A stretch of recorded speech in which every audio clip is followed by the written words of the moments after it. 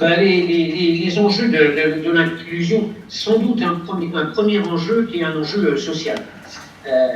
Je pense que c'est réellement un enjeu sociétal, une question de survie. Quand je comparais tout à l'heure l'inclusion active et la notion de permaculture, on voit bien que notre avenir ne peut qu'être le fruit d'une inclusion active de l'ensemble des personnes. L'inclusion active, elle nous projette toujours sur de nouvelles étapes avec pour questionnement comment est-ce qu'on peut renforcer la dynamique inclusive quand on est arrivé à un point d'étape qui est toujours temporel. Cette biodiversité est certainement, comme pour la nature, un incontournable pour engendrer demain. Voilà, on pourrait dire que notre développement durable, il est réellement fondé sur le développement du potentiel de chaque personne. Et en ce sens-là, c'est vrai que l'inclusion représente un enjeu phénoménal, et c'est peut-être pour cela que je commençais mon propos en disant tout ce que l'on dit là, comment est-ce qu'on peut le réfléchir chacun dans notre tête et permettre que ces réflexions-là, que ce soit sur des postures, que ce soit sur des ancrages notionnels, nous portent les... Cette réforme qui a été mise en œuvre au 1er janvier 2019, le nouveau cadre accroît l'optique inclusive de l'entreprise adaptée et les renforce en rendant autonomes et responsables les collaborateurs dans leur projet professionnel. La mission sociale qui est confiée aux entreprises adaptées est bien celle-là, de pouvoir faire exprimer le collaborateur sur son envie, son projet professionnel et de l'accompagner dans la réalisation de ce projet. Alors l'accompagner dans la réalisation, parfois c'est être également en capacité de lui dire que ses attentes seront difficiles à mettre en œuvre au regard de sa situation de handicap ou au regard des contextes extérieurs qui seraient les contextes du marché du travail. Certaines personnes veulent parfois s'orienter sur des activités qui aujourd'hui ne sont plus disponibles ou les employeurs ne recherchent plus ce genre de compétences. Juste en termes historiques, les entreprises adaptées ont été créées autour de la loi de 75. Certains dispositifs expérimentaux avaient été autorisés auparavant. Elles ont été instaurées par la loi de 75 et elles se sont créées par faute de place dans les CAT à l'époque.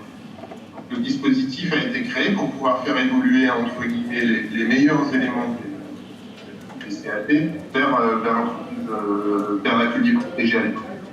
Donc, historiquement, on va retrouver les métiers qui étaient également liés aux métiers des ESAT. Donc, vous allez retrouver beaucoup d'activités autour des travaux paysagers, de l'entretien d'espaces verts, les métiers liés à la production, à la sous-traitance industrielle, très impliqués dans le secteur automobile, très impliqués dans le secteur aéronautique, des métiers de conditionnement et de façonnage, des métiers de nettoyage de locaux et de blanchisserie. Et ensuite, on a des approches qui sont des approches sectorielles, donc des identifications de métiers en tension par des branches professionnelles ou sur des bassins d'emploi, et des positionnements collectifs entre ce secteur d'activité en recherche de compétences et les entreprises adaptées qui viennent développer donc des parcours d'accès à l'emploi, des parcours de formation. Et donc, juste l'obligation du dispositif et notamment des dispositifs de transition professionnelle, c'est un triptyque emploi, accompagnement, formation. Une première réflexion sur un petit peu l'histoire et voyant le passage d'atelier protégé à entreprise adaptée, ça me semble qu'on prend en compte au maximum, on prend en compte quelque chose qui va vers plus d'inclusion. Quand vous parliez Monsieur Citer, de professionnalisation, on voit bien que la professionnalisation des structures se fait dans la même dynamique que la professionnalisation des emplois d'une manière globale. On sort des équipes de travaux paysagers pour aller vers des équipes qui travaillent sur du numérique.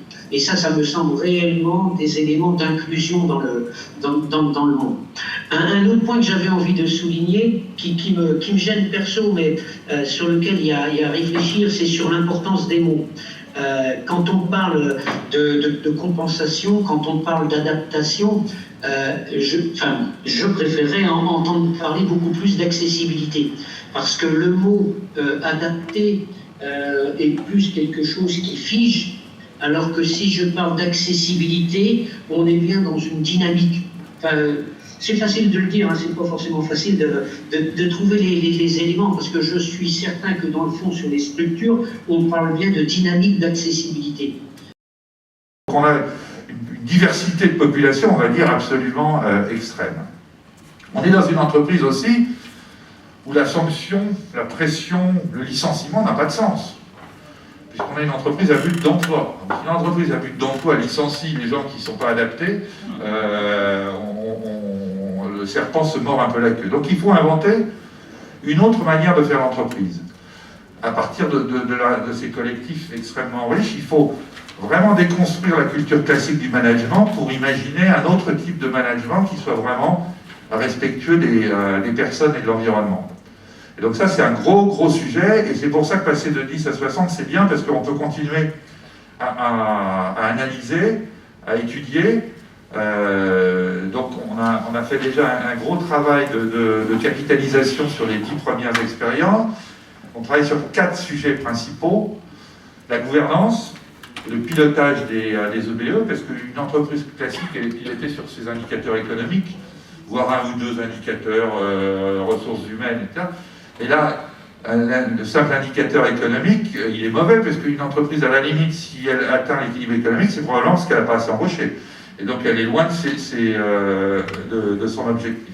Donc toute la logique de gouvernance à la fois nationale, parce qu'on utilise quand même de l'argent de l'État, et local à travers ce comité local, c'est quelque chose sur lequel il faut qu'on travaille. Et Orange, qui a souvent été traité comme une entreprise qui met de la pression, etc., ils ont envoyé des dizaines de managers pour comprendre ce que c'était que le management inclusif, c'est-à-dire le management où la personne est plus importante que la performance. On a eu la Société Générale, on a eu, il y a beaucoup de grandes sociétés aujourd'hui, en particulier des très grandes sociétés, qui se disent mais il faut à un moment donné qu'on sorte d'une logique purement de pression productive, mais qu'on soit aussi capable d'équilibrer ça. Il ne s'agit pas de faire à la Société Générale ce qu'on fait chez TAE. TAE, c'était un laboratoire, c'est quelque chose d'un petit peu magique.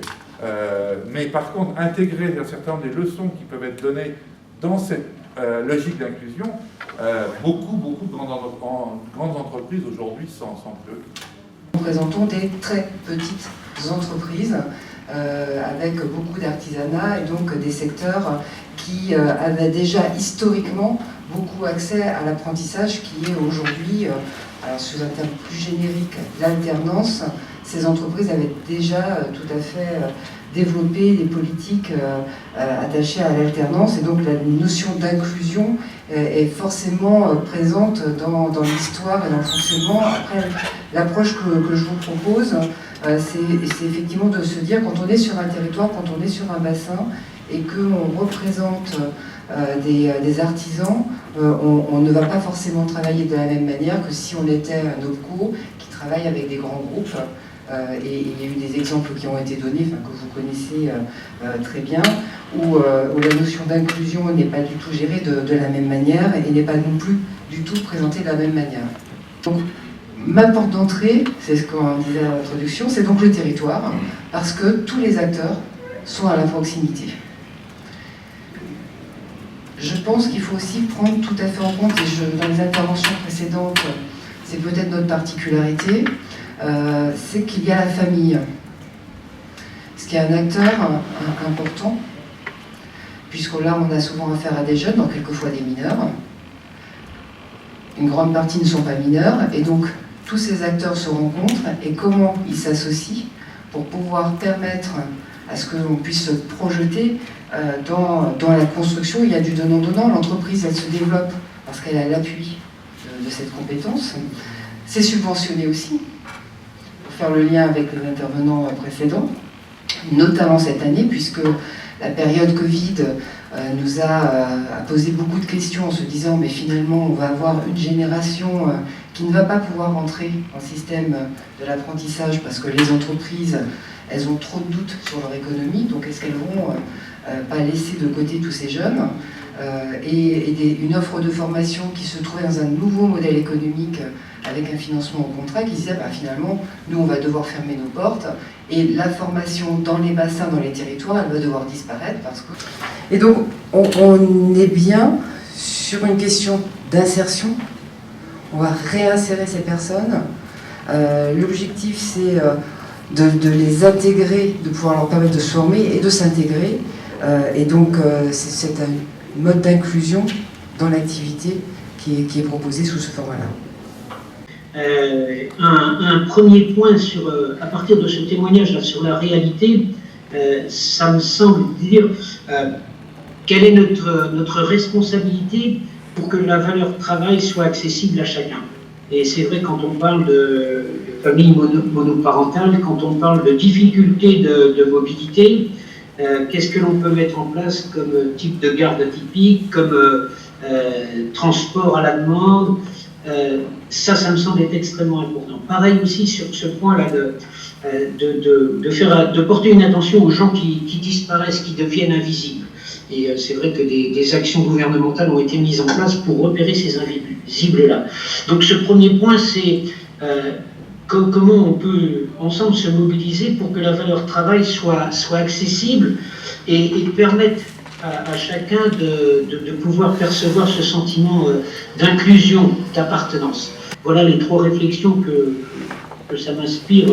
Rendre la valeur travail accessible, travailler sur l'employabilité et puis l'inclusion est active et ne peut être que le fait d'une dynamique d'acteurs.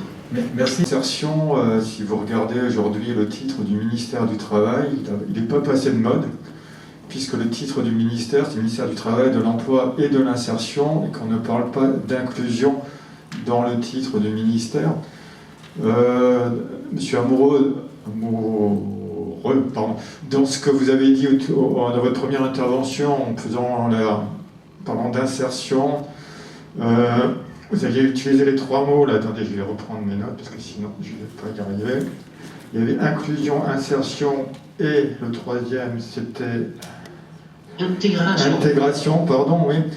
Et on voit bien que vous avez dit que pour l'insertion, c'était en fait une pièce dans un puzzle.